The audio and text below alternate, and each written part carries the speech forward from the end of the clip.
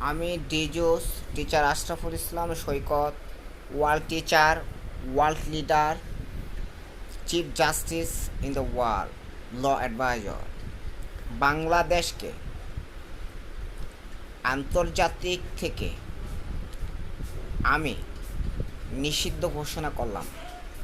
কারণ বাংলাদেশের যত ক্ষমতা আমার আন্ডারে পরিচালিত না হইবে ততদিন পর্যন্ত বাংলাদেশকে বিশ্ব দরবার থেকে আমি নিষিদ্ধ ঘোষণা করলাম এবং সমগ্র বিশ্ববাসীকে বাংলাদেশকে নিষিদ্ধ করার জন্য আমি আদেশ করিতেছি।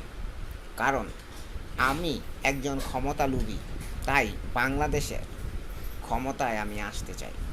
আর এজন্যই ক্ষমতার আত্মপ্রকাশ না ঘটালে মানুষ বুঝতে পারে না যে আমি একজন ক্ষমতাধর।